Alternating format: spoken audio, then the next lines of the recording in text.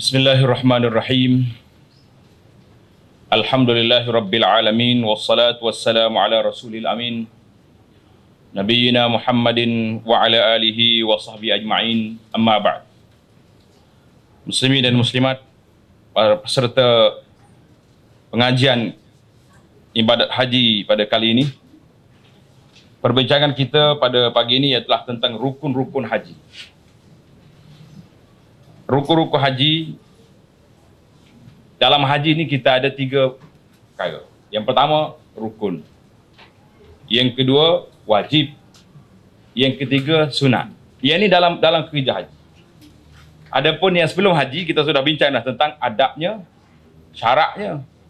Jadi sebelum orang nak pergi haji tu, dia ada syarat dia yang mesti dipenuhi. Di antara syaratnya, orang tu kena Islam, orang ni sudah ada kemampuan. Itu kita dah bincang dah baru ni. Hari ini kita terus pada poin kita, iaitu tentang rukun haji. Bila sebut tentang rukun haji, apa bezanya rukun dengan yang lain? Itu satu perbezaan. Dengan kita nampak perbezaan itu, baru kita boleh jelas kepada kita. Rukun iaitulah pekerjaan atau amalan asasi yang wajib dilakukan ketika mengerjakan haji. Jadi rukun iaitulah amalan asasi yang wajib dikerjakan. Jika tidak dikerjakan salah satu daripada perkara-perkara rukun haji, haji tersebut tidak sah. Sama ada ianya tidak dilakukan secara sengaja atau terlupa. Itu makna rukun tu. Rukun makna asas. Tak buat ni tak jadi. Tak boleh bayar denda, tak boleh bayar dam, tak ada apa-apa akta yang boleh menampung rukun tersebut. Jadi rukun ni kena buat. Jadi kita dah faham di sini, rukun ialah amalan-amalan haji yang mesti dilakukan. Kalau tak buat dia, haji tak jadi. Tak jadi haji. Jadi amalan-amalan yang termasuk dalam yang dikira sebagai rukun haji itu ada 6 perkara. Yang pertama, berniat ihram. Ini tuan-tuan muslimin dan muslimat kena ingat. Berniat ihram. Dalam wajib nanti dia akan timbul lagi tentang niat ini. Dipanggil berniat tempat niat. Ini berniat itu sendiri rukun. Kalau tak niat, tak jadi haji. Kita pergi ke Mekah, ikut semua sekali amalan-amalan, tapi niatnya tak jadi. Balik saja, Assalamualaikum. Yang kedua, wukuf di Arafah. Jadi yang kedua, wukuf di Arafah. Yang ketiga, tawaf ifadah. Ni kena ingat je dulu ni. Masuk dalam kepala, rukun haji 6.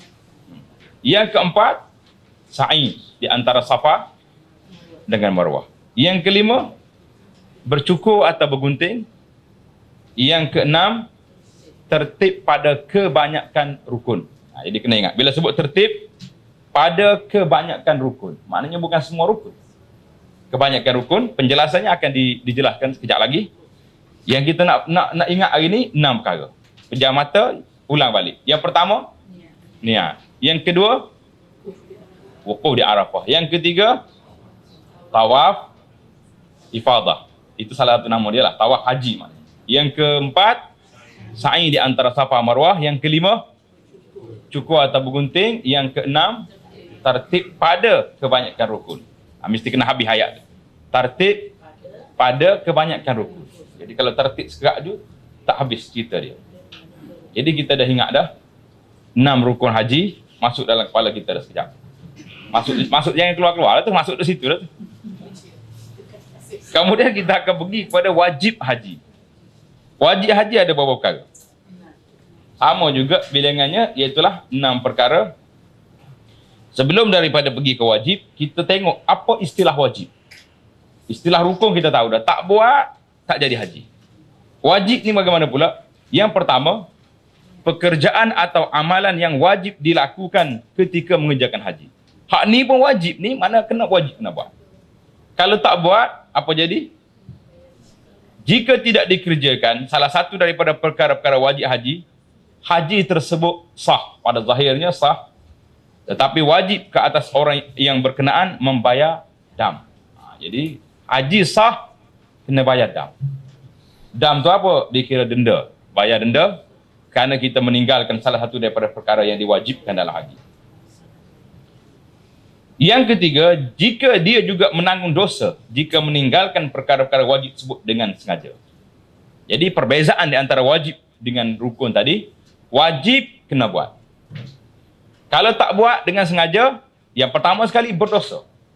Letak depan kita, dosa tu yang pertama. Jadi kalau kita letak bayar dam je, orang-orang yang punya duit macam tuan-tuan ni, pelik apa dengan dam? Pelik kata pelik? Kalau setakat 300 riyal, satu ekor kambing, apa yang pelik? Ustaz nak 10, saya bagi. Kau macam mana? Pitih kita banyak belakang ni. Semua tak habis makan belakang pitih tak? Engkau tak makan pitih. Mana nak habis? Tetapi, letak yang paling besar sekali depan kita, dosa. Bila letak yang tu, barulah ada motivasi dalam diri kita. Hai, tak boleh ni kena buat. Sama. Berapa ramai pengalaman saya bertemu dengan orang hebat-hebat dalam dunia ni, dia tak nak pergi. Tak apa Ustaz, saya bayar dam je lah. Tak payah pergi lah. Letih, penat, macam-macam alasan. Jadi bila kita kemukakan bahawa tak pergi boleh. Saya tahu tuan boleh bayar satu kontainer kambing, bukan satu ekor. Tapi berdosa. Bila sebut dosa, barulah dia terasa, ini satu perbuatan yang bukan boleh ditinggalkan dengan sengaja. Kerana itu dia kata, jika dia meninggal dengan sengaja, makna orang itu berdosa. Jadi itu yang kita tak nak. Pergi nak buat haji, ibadat kepada Allah. Tiba-tiba kita lawan, kita ingkar kepada arahan Allah SWT, maka itu dipanggil berdosa. Cuma beza di antara dia dengan rukun. Rukun ni berdosa ke tak berdosa ke tak sah haji. Yang ni boleh lagi. Tetapi kena bayar dam dan berdosa. Kalau dengan sengaja. Baik. Kita masuk kepada bilangan dia. Wajib sama juga. Wajib haji sama juga. Iaitulah 6 perkara. Yang pertama, berniat ihram di miqat. Ada tambahan. Rukun tadi, niat ihram itu sendiri. Yang ini, di mana tempat kita nak niat? Nak niat di mana? Jawabnya, di miqat. Miqat tu apa? Akan datang. Yang kedua, meninggalkan larangan ihram. Larangan ihram yang dalam proses haji dengan umrah ni ada berapa perkara? 13 perkara yang kita kena ingat. 13 perkara ni. Yang ketiga, bermalam di Muzdalifah. Bermalam di Muzdalifah. Yang keempat, melontar Jamratul Aqabah pada hari raya, iaitulah hari 10 Zulhijjah. Yang kelima, bermalam di Mina sebanyak 2 malam ataupun 3 malam. Ada pilihan. 2 boleh, 3 pun boleh. Jadi kita pilihlah. Kalau nak bermalam di Mina, maknanya malam yang ke-11 dengan malam yang 12. Hari yang ke-12, lepas kita melontar, kita niat nafar awal balik. Jadi digugurkan hari yang 13. Itu pilihan. Tapi kalau kita kata saya nak duduk 1 malam lagi. Sebab mungkin ini kali terakhir saya mari haji, ini mungkin ini banyak kemungkinan lah. Kalau tak terakhir pun tua dah tak larat dah sakit macam-macam, kita duduk 1 malam lagi, boleh pahala. Jangan kata susah ustaz nak klik dah ni. Saya bagi motivasi awal-awal lagi. Setengah masyarakat kita ni, jemaah kita, dia kira susah aja. Saya baliklah, relax sikit. Jangan. Duduk di Mina sendiri itu ibadat.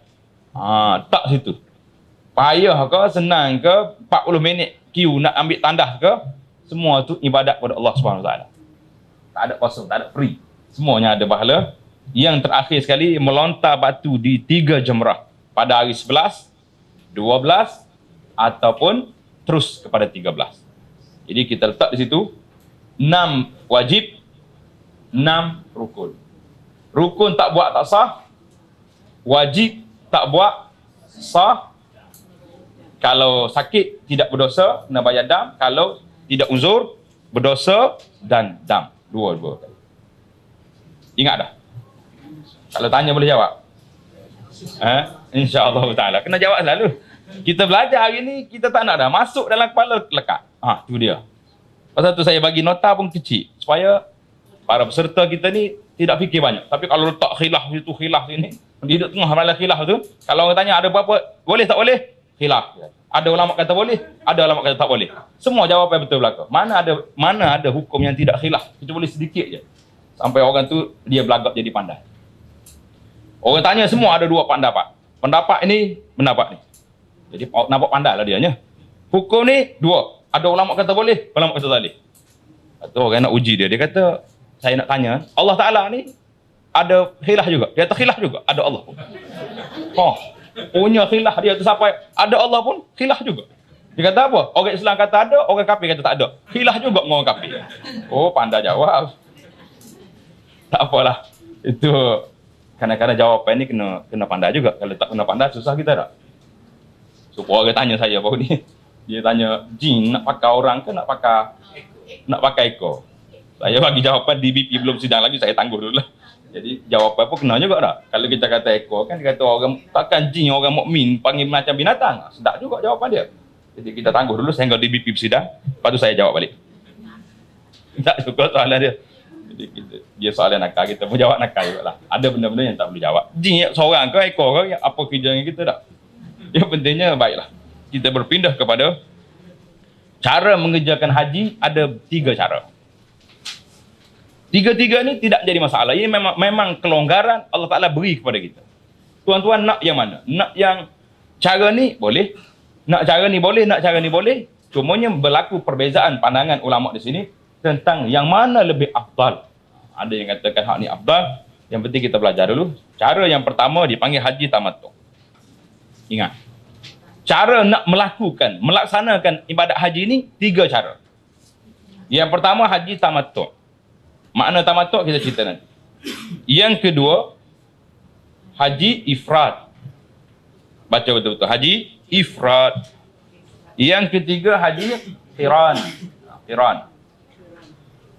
Jelaslah kepada kita jenis haji berapa?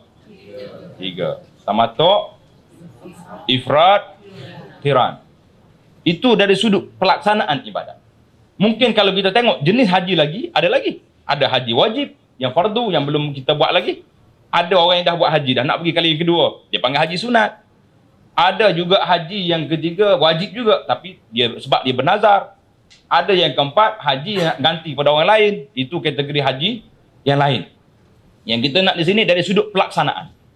Cara kita nak melaksanakan haji, yang tuan-tuan dan puan-puan boleh pilih nak kategori mana kita nak buat ni. 2, 3 ni boleh dibenarkan dalam Islam, tapi kita tengok keadaan yang manakah yang sesuai dengan kedatangan kita ke Mekah itu. Jadi kita ambil yang pertama, haji tamattu. Apa makna haji tamattu itu? Jadi haji tamattu ini maksud dia mengerjakan ibadat umrah dalam bulan-bulan haji. Kemudian selepas itu dikerjakan pula ibadat haji dalam tahun yang sama. Yang ketiga dalam perjalanan musafir yang sama. Macam mana nak jelas ni? Haji tamattu, yang pertama sekali, bila kita pergi haji, sepatutnya kita dalam ihram selagi tak sudah haji. Tetapi oleh kerana kita memilih, standard kita ni nak jadi setara dengan orang Mekah. Macam mana? Bila lepas kita buat umrah, kita buka ihram, kita boleh pakai baju, boleh duduk di rumah kita berehat, boleh potong kuku, boleh potong rambut. Yang ada isteri, suami isterinya ambil paket 2 bilik pula boleh duduk sekali dengan isteri dia. Jadi macam orang Mekah bebas. Maka nama dia haji tamattu, haji bersenang-senang, tidak susah. Itu makna haji tamattu. Apa makna tamattu? Makna haji bersenang-senang. Tidak senang kan? Bila dalam ihram ni jangan letih kita. Dalam ihram letih tak letih? Nak tabuk bulu pun tak boleh, nak gerak rambut tak boleh. Yang ada suami isteri tu nak cuik-cuik isteri pun tak boleh, tengok saja boleh. Jadi makna haji tamattu, haji yang dilakukan secara senang, mudah ya. Pergi umrah, lepas umrah buka tahlul, alas duduk rehat di rumah seperti orang Mekah. Itu makna tamattu. Cara mengerjakannya, yang pertama sekali kita lakukan umrah di dalam bulan haji. Lakukan umrah di mana? Dalam bulan haji, masuk ke Mekah dengan niat ihram haji. Dengan umrah. Bila bulan haji? Tanda itu. Bulan haji bermula pada 1 Syawal. 1 hari bulan Syawal. Berakhirnya pada 10 Fajar hari 10 Zulhijjah. Itu waktu untuk niat haji.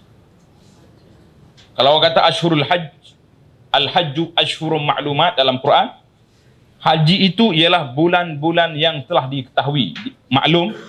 Dalam Quran itu, bila? Jawabnya haji itu bermula daripada 1 Syawal sehingga Fajar hari 10 Zulhijjah. Itu je. Bila masuk Allahu Akbar subuh hari 10 Zulhijjah, orang yang belum lagi niat haji, tuan, tangguhlah haji kepada tahun satu lagi. Tahun tu dah habis, dah luput dah. Tapi bagi kita yang telah buat haji ni, terus je lah. Selesaikan kerja haji kita. Yang baru nak mula, maka dia tak ada lagi.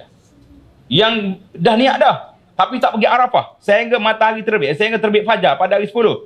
Bah dia jam ke, dia hilang sesak jalan ke apa cerita. Sampai-sampai ke Arafah, orang duduk sembahyang subuh.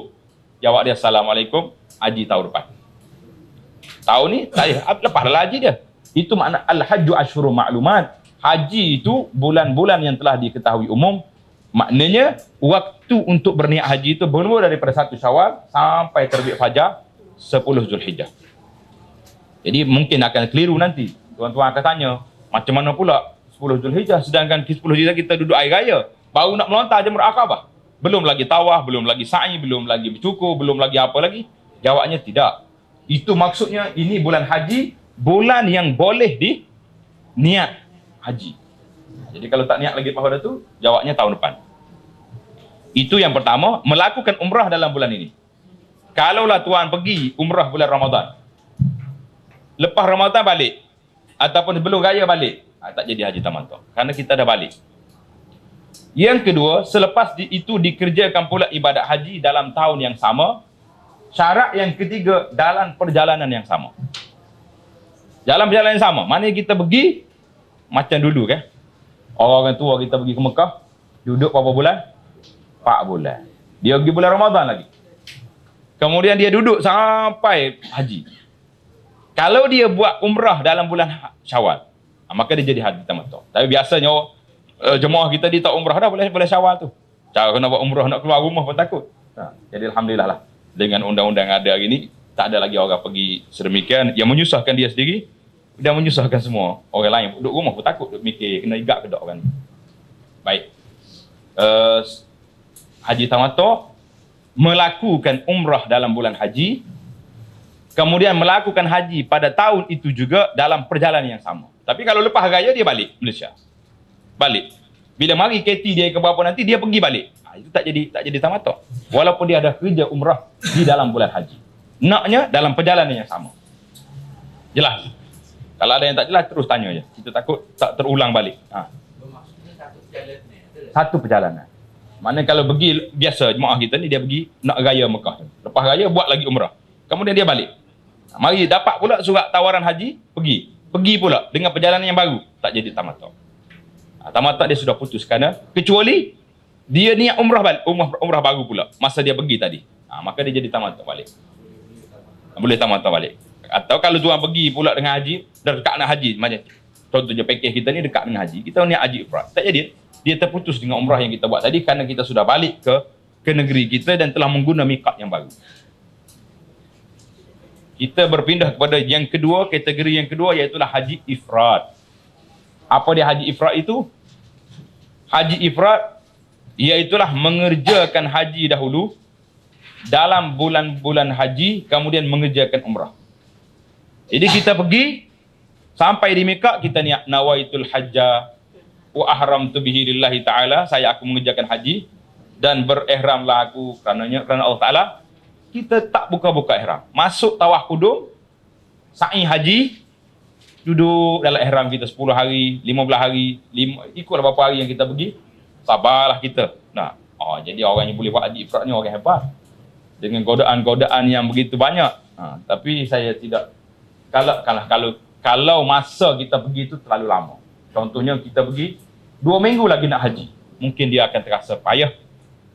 Sehingga ada jemaah kita yang minta nak tukar. Boleh tukar Ustaz, pergi jadi umrah. Jadi kalau mengikut dalam mazhab Syafi'i tak boleh tukar lagi dah. Awak kena sabar je lah sampai pergi ke Arafah. Balik daripada Arafah Muzdalifah sampai ke Mina melontar, buka ihram. Selesai semua haji nanti, pergi ke Tanaim atau Ja'ranah, niat umrah, barulah dia boleh buat umrah. Jadi mengerjakan haji, kemudian laksanakan rukun dan wajib haji hingga tahallul tsani, berihram semula untuk mengerjakan umrah.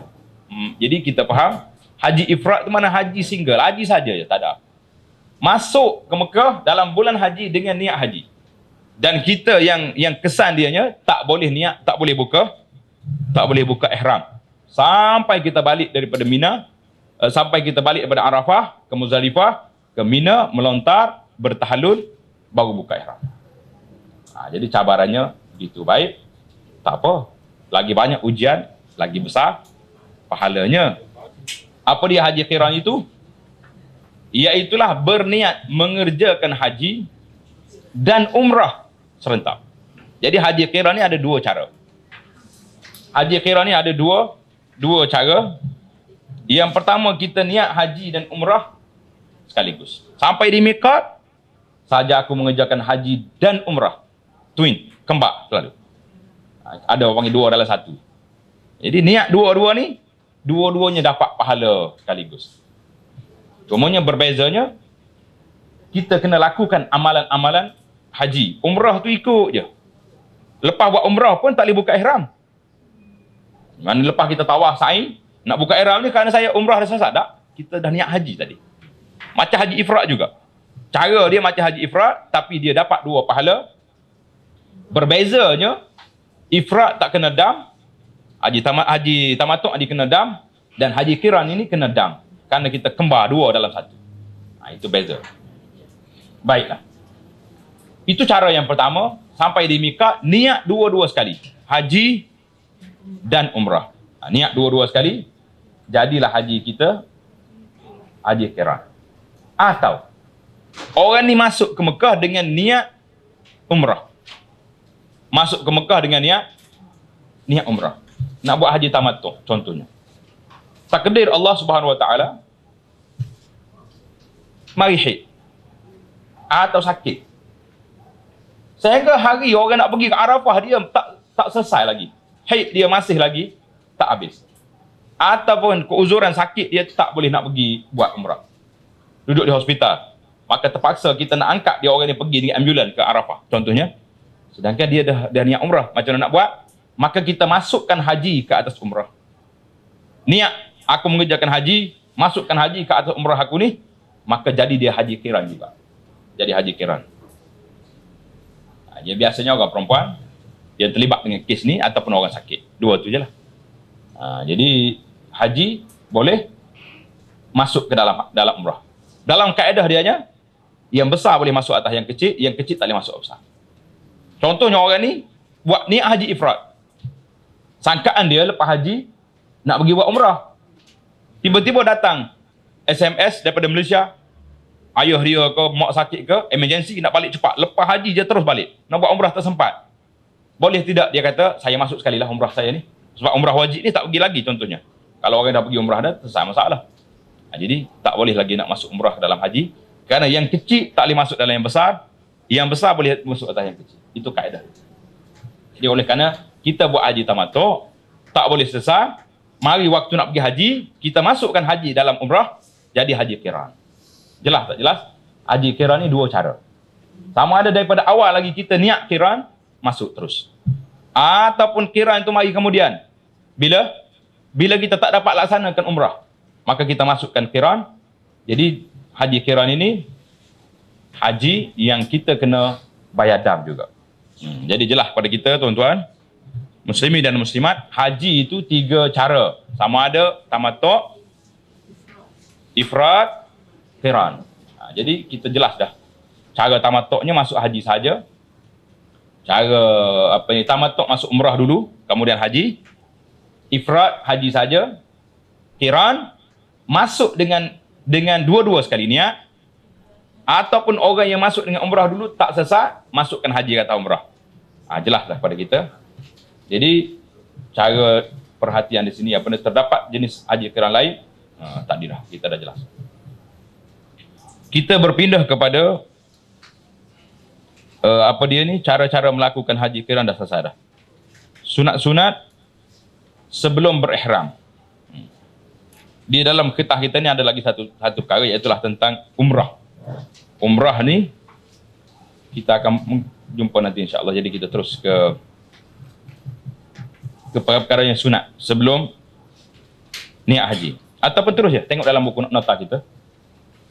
Umrah ni ada berapa? Ada 5 perkara rukun dia. Yang pertama, berniat ihram. Yang kedua, tawaf. Yang ketiga, sa'i. Yang keempat, bercukur atau bergunting. Yang kelima, tartib. Di mana kurangnya? Satu. Wukuf tak ada. Jadi, haji 6 rukun, umrah 5. Tolak satu je daripada rukun umrah tu apa dia? Wukuf. Sebab nak tak payah wukuf dah kita umrah ni. Tawaf dengan sa'i selesai. Dan perbezaan dianya tartib tak ada kebanyakan rukun. Tartib semua rukun. Jalan ikut tartib. Umrah haji boleh kepada kebanyakan rukun. Wajib umrah juga 2 perkara. Yang pertama, berniat ihram di miqat. Yang kedua, menjaga larang ihram. Gugur berapa? 4 gugur. Apa dia yang gugur di sini? Bermalam di Muzdalifah, bermalam di Mina, melontar Jumrah Aqabah dan melontar pada hari tasyrik yang 3. Jadi itu perbezaannya. Sunat-sunat niat ihram. Sebelum kita niat ihram, apa perkara sunat yang kita kena buat? Yang pertama, kita kena kat kuku. Kalau panjang lah. Kalau tak panjang dah tak payah. Yang kedua, mencabut bulu ketiak. Bulu ketiak orang cabut zaman dulu. Sekarang ni mana ada orang cabut? Orang cukur lah. Cukur lah. Tapi kalau cabut tu lama tahan. Kalau nak buat haji ifrat lah, kena 15 hari dalam ihram je, kena cabut. Baru dia tahan lama sikit. Kalau cukur tu cepat naik.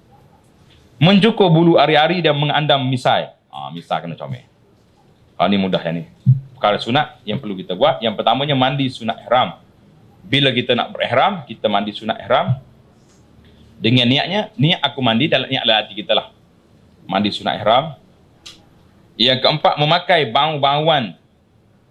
Memakai minyak rambut dan bau-bauan dulu. Bagi orang ada rambut, pakai minyak rambut. Dan jangan sekali-kali pergi cukur rambut. Jemaah Malaysia, ramai di kalangan mereka, bila nak pergi haji, nak pergi umrah, dia pergi cukur awal lagi rambut. Saya kata, kenapa cukur dah ni? Takut jatuh rambut. Takut gugur rambut. Dia sayang awal lagi. Takut tak terpasar kita. Jangan takut. Yang tak bolehnya, kita akan tengok dalam larangan ihram nanti, apa yang tak boleh? Mencabut bulu. Bukannya bulu lurus sendiri, tak. Kalau dia lurus sendiri, tak ada masalah. Yang tak bolehnya, kita cabut. Tak boleh. Itu salah. Kita pisah. Dia pegang dia, tak tarik. Tapi kalau kita ambil wudu, tiba-tiba ada bulu di tangan kita, tak apa.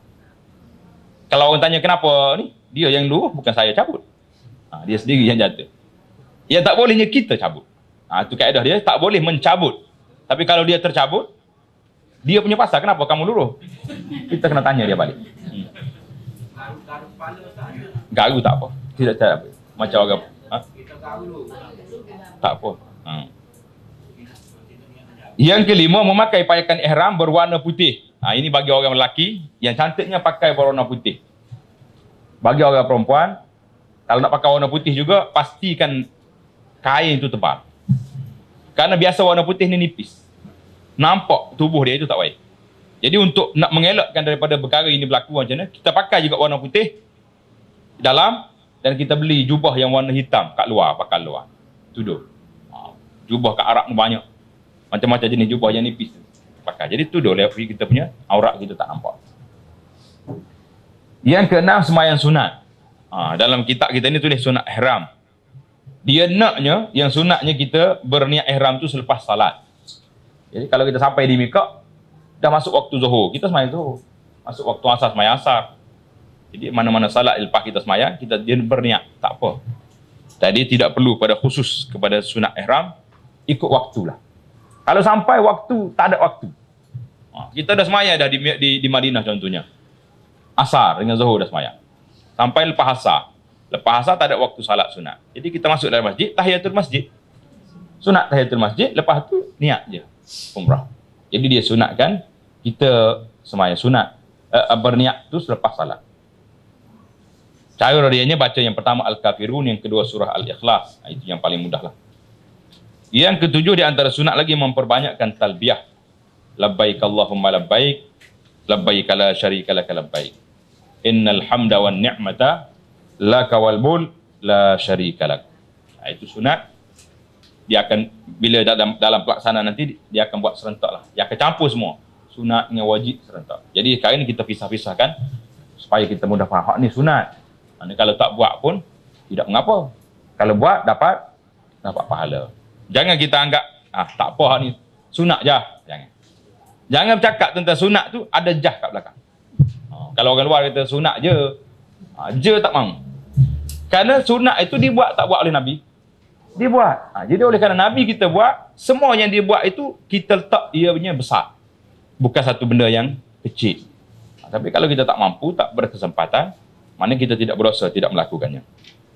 Tapi kalau berkesempatan, ada kemampuan, sangatlah baik dan digalakkan supaya kita melakukannya. Baiklah, kita berpindah kepada rukun haji yang pertama. Ini rukun ni.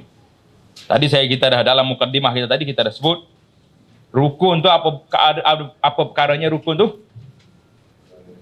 Perkara yang asas dalam amalannya. Kalau tak buat tak jadi. Tak jadi haji. Tak batal lagi, tak jadi terus. Batal tu kena buat dah baru batal. Ni tak buat lagi, memang tak masuk. Itu dia panggil. Yang pertama berniat ihram. Niat ihram tu macam mana? Tengok kita sini. Kita hafalah niat ni bukannya satu benda yang payah. Niatnya nawaitul hajjah, cuba kata, nawaitul hajjah wa ahramtu bihi lillahi ta'ala. Ini format niat. Apalah biar ingat, payah nak ingat. Payah nak ingat. Hak ingatnya macam mana? Saja aku mengerjakan haji kerana Allah dalam hati. Jadi tu. Ini format ni dia orang panggil cara nak berniat lah, cara. Tapi yang naknya masuk dalam hati kita tu saja aku mengerjakan haji. Jadilah. Bila niat tu akad, dia panggil niat tu qasdus syai'. Satu keazaman dalam hati kita nak buat benda tu. Jadi serta dengan perbuatan yang kita buat. Jadi kita ingat setengah ni makcik-makcik kadang-kadang dia main mengadu, ustaz, macam mana ni saya ni tak ingat ni, kuah apa dia tu. Memori lama. Ada tak? Memori lama ni dia tak apa ingat hak baru. Dia ingat hak lama dia. Oh, kalau tanya cerita dia main dek cok zaman dulu ingat lagi. Ada tak? Tapi kalau hafal malam itu hajjah wa umrah tapi 3 hari pun tak ingat. Nak kata apa? Tak payah. Bukan satu syarat lah mesti kena ingat macam tu. Tak. Kalau kita ingat dalam hati kita saja aku mengerjakan haji, lengkap dah tu. Sudah cukup dah tu. Sama juga bila kita niat umrah, nawaitul umrata wa ahramtu biha. Jadi dia umrah ni kita tambah ahramtu biha. Kalau haji ahramtu bihi. Ada dalam kitab, dalam buku kita, nota kita ada.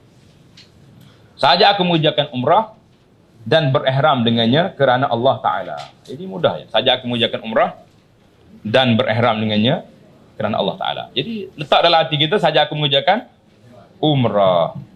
Saja aku mengerjakan haji. Jadi kita niat.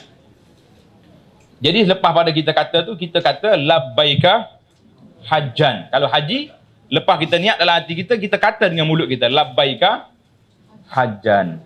Apa makna labbaika hajjan? Saja aku datang ya Allah menyahut seruan engkau dengan cara mengerjakan haji.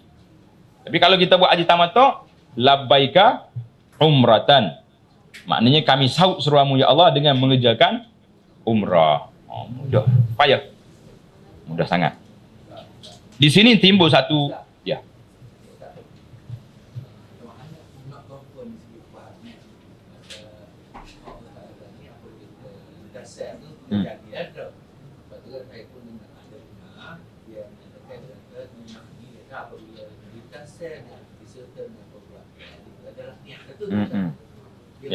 Ya. Mana keazaman kita. Kalau bakat telitah lah mari tak apa. Tak jadi lagi macam sekarang ni kita boleh telitah lagi tak nak haji tak lagi. Sebab kita belum lagi azam betul-betul nak buat haji. Bila kita azam, bila sampai di miqat esok, mulut kata labbaika hajjan, nawaitul hajjah wa ahramtu, hati kita pun saja aku mengerjakan haji. Masa tu kita sudah azam nak buat. Kalau terlintas dalam hati macam khayal gitu, jadi dah berat lah kita. Tak nak kerja buat, nak belajar labbaik Allah pun tak boleh dah tu. Mungkin terlintas mari. Tak. Azam tu maknanya keazaman yang kita letak dalam hati kita, aku sekarang ni sudah bersedia dengan niat kita. Jadi kena perhati betul-betul lah. Saya banyak saya ni lah. Kadang-kadang jadi sampai dari tahap oleh kamu perbincangan dua kali masa kita ni jenis apa kerja hari. Audio tu mal itu jadi kita ni hok yakin jadi sok zong gitu mal dalam. Baiklah, maknanya itu tak ada ragu, tak ada keraguan, tak ada apa. Bila kita sampai masa dia di mikot itu, dia keazaman kita azam nak buat benda tu dengan hati kita. Masa itulah bermulanya ihram kita. Lepas pada kita niat juga, pantai larang 13 tu bermula di situ. Belum tu tak apa lagi. Walaupun kita dah pakai kain, dah pakai ihram pun tak jadi lagi kerana kita belum lagi niat. Timbul satu persoalan yang banyak hari ini, iaitulah tentang niat bersyarat. Niat bersyaratnya apa dia? Sekiranya rasa tidak selamat. Ada orang sakit. Orang ni sakit yang agak kritikal lah, sakit kronik orang panggil apa dah. Yang mungkin dia ni sekali-sekala akan mari pensan ke, tak khabar ke, ataupun jangkaan-jangkaan lain lah. Maka pada waktu itu kita diminta supaya niat bersyarat. Niat bersyarat. Ataupun kalau orang perempuan nak pergi umrah. Nak pergi umrah ni dia tak ada jangkaan yang dia boleh agak. Tapi period dia, masa dia keluar haid dia ni mungkin berlaku dalam minggu ni. Tapi kira-kira sadak lagi. Cumanya kemungkinan tu ada berlaku. Jadi dia nak duduk di Mekah pula lebih kurang adalah 4 hari saja. Haid dia 7 hari. Macam mana nak menyelesaikan masalah? Maka kita berniat secara bersyarat. Lepas kita kata niat dalam hati kita, saja aku mengerjakan umrah, kita terus sambung. In habasani habisun famahilli haisu habastani. Baca kod Melayu pun tak apa. Sekiranya aku tertahan daripada sampai ke Mekah, itu orang sakit. Atau tertahan daripada menunaikan umrah aku ni, menunaikan haji ini oleh sesuatu halangan, maka tempat aku boleh buka ihram, iaitulah bila aku tak tertahan itu. Kita niat macam tu. Jadi kalau orang perempuan ni haid, kawan tu nak berangkat dah. Orang semua nak balik. Tinggal dia seorang, boleh tinggal dia seorang di Mekah. Tak boleh tinggal. Hotel pun tak ada. Kalau ada duit pun takut nak duduk seorang. Macam-macam lagi cerita. Maka oleh kerana dia niat bersyarat, dia berhak buka ihram. Jadi aku niat bukalah ihram. Tak ada, tak niat buka. Tapi umrah tak boleh. Umrahnya tak jadi. Terputus akad tu lah. Berhenti akad tu. Pasal dia bersyarat. Kalau dia tak syarat, berat dia. Dia kena tunggu sampai umrah dia selesai. Macam-macam cerita lagi. Kalau juga nak pergi juga dia tak bersyarat, kita kena cari mazhab Hanafi lagi. Cari mazhab-mazhab yang katakan boleh orang niat, orang kerana darurat ni orang tawaf tanpa wuduk. Jadi panjang cerita ya. Lebih baik yang lebih ringkasnya hak ni lah. Kita niat bersyarat. Bukan niat bersyarat ni bukan semua orang. Bagi orang yang saat ni ada keuzuran dan ada rasa dia ni tidak sempat untuk nak menyelesaikan amalan umrah dia. Jadi kalau kita yakin tak ada sebab, sakit pun tidak, Nabi tak ajar semua orang. Tidak kata Nabi sampai di Mekah, semua sahabat yang 100 ribu orang ni niat bersyarat lah, tak ada. Dia ajar kepada seorang sahabat, Duba'ah ibn Zubair, yang dia sakit. Bila Duba'ah ni sakit, dia kata, Nabi kita ajak pergi Mekah. Dia kata, tak berani Rasulullah, saya sakit. Jadi Nabi kita ajar.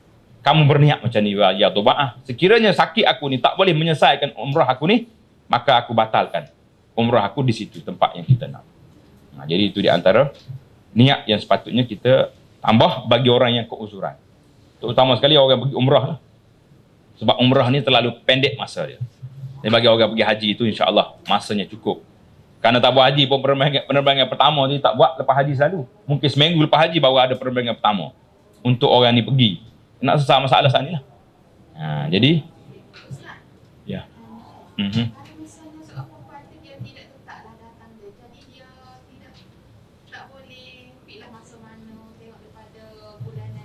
Dia tu ada gangguan lah, contohnya 13 kali jadi bimbang. Kalau perubahan cuaca tu boleh menyebabkan dia mari haid. Tak apa. Jadi boleh dah. Termasuk dalam orang yang saat ni lah, orang yang ada kebimbangan. Jadi dia niat tu lebih selamat.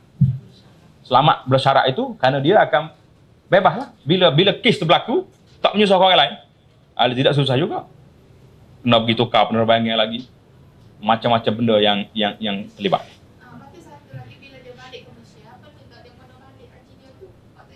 Tak jadi dah hajinya sebab dia balik tengah jalan. Jadi maknanya Sapu. Boleh sekat tu ya. kena qada balik lah. Dia tak jadi haji lagi. Dia haji tak jadi tadi. Umrah tadi tak jadi. Kena buat semula. Baik. Ya. Jadi setelah selesai kita berniat, cumanya di sini kita nak lihat tentang kepentingan niat tu. Apa sebab kita kena berniat? Jadi dalilnya Nabi SAW bersabda, innamal a'malu binniyat. Setiap amalan itu mesti dengan niat. Yang pertama. Kepentingan niat ni apa dia? Yang pertama, niat ini membezakan di antara ibadat dengan adat. Hari ni kita mandi ke tak mandi? Nak mandi tadi? Mandi. Kapan siapa mandi? Sebab biasa kita nak keluar rumah ni, waktu pagi kita akan mandi. Jadi itu adat. Tapi ada sekali-sekala kita dipaksa suruh mandi, wajib kena mandi. Jadi mandi itu kena niat tak niat? Pasal apa nak niat? Nak membezakan adat biasa kita mandi. Hak ni hak orang panggil mandi berniat, mandi baca dia panggil ni. Hak ni mandi saja-saja. Jadi itu beza. Itu yang pertama. Nak membezakan di antara adat dengan ibadat. Satu. Yang kedua, niat juga membezakan di antara sesama ibadat. Kita semaya. Ni semaya apa ni? Sunat.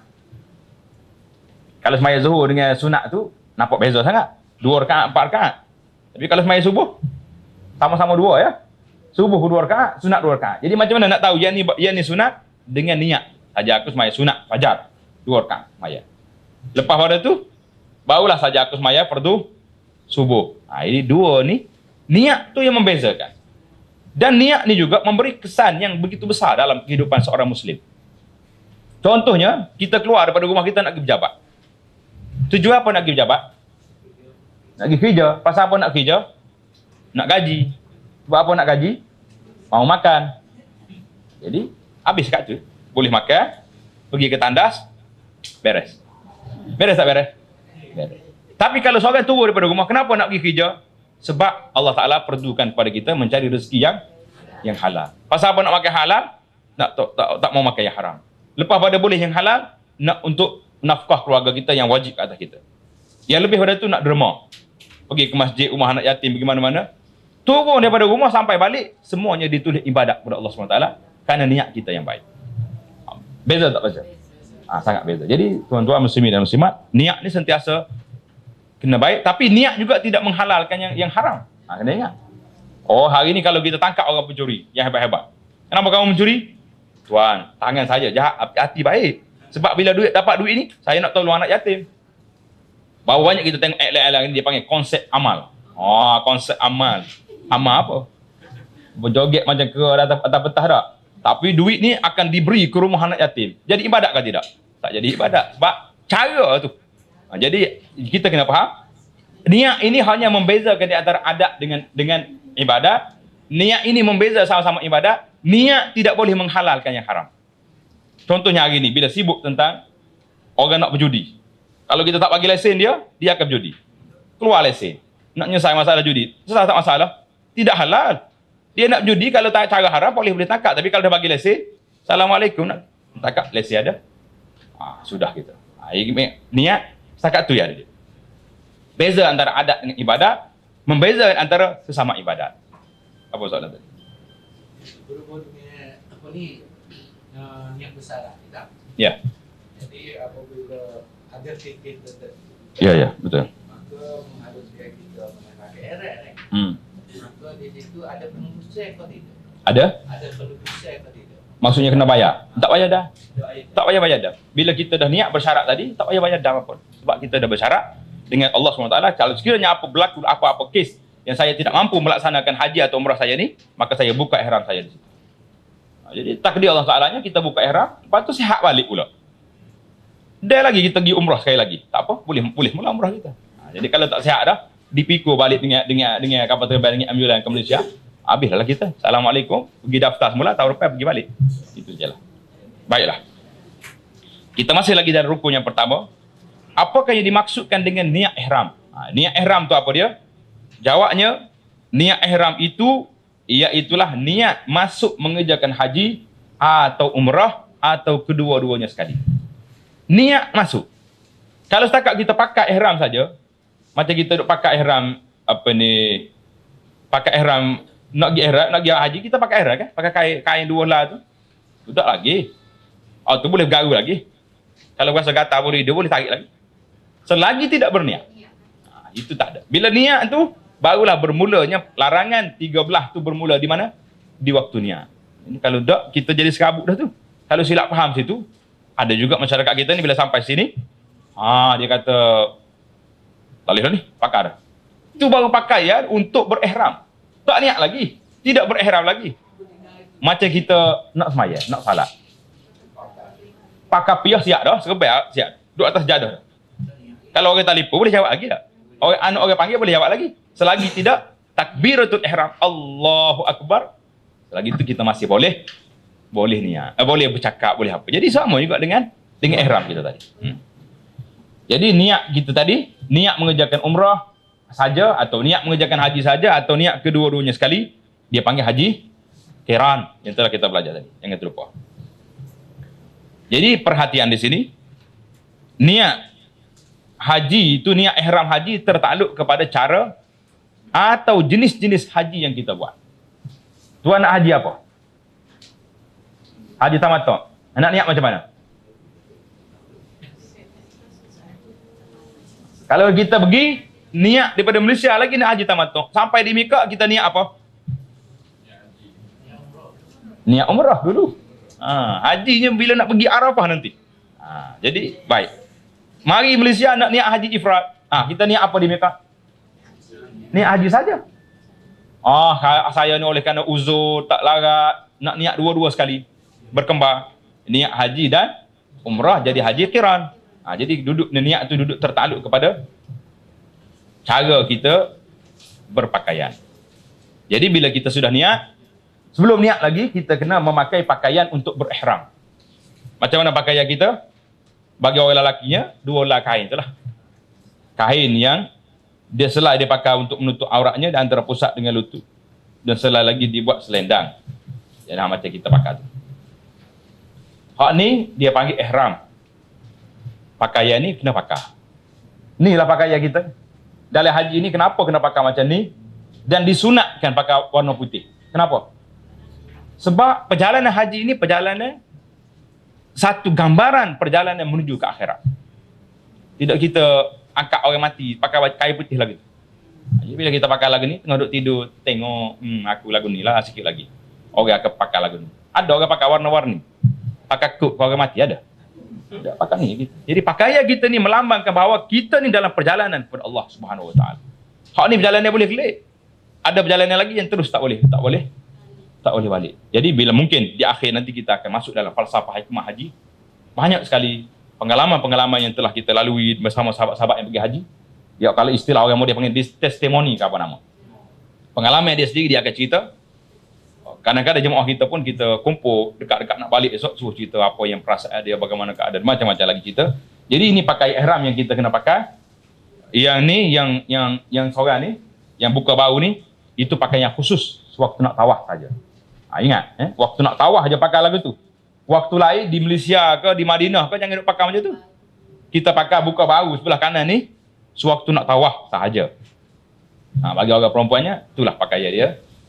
Dia cantik. Hari ni pula macam-macam baju orang jual. Kalau di Kuala Lumpur tu, cantik. Satu syarikat pula duk reka. Hak ni baju nak pergi tawaf, hak ni baju nak pergi melontar, hak ni baju nak pergi tu, nak pergi ni. Ada belaka. Jadi orang kebetulan banyak duit kak, sedap dia belinya. Hak kitanya tak payah. Muslimin dan muslimat tak payah. Yang pentingnya kita nak baju kita tu baju yang menutup aurat. Jadi tangannya sampai pergelangan tangan ni. Dia kemah sini. Mukanya seperti kita duduk salat. Itu pakaian kita rasmi. Warna apa tak jadi masalah. Yang baiknya warna tidak terlalu gelap lah. Tidak warna-warni sangat. Ini kita bawa baju yang saya sebut tadi lah. Warna putih tu baik tapi pakai dalam. Karena warna putih ni memang nipis. Aurat kita tidak tertutup dengan baik.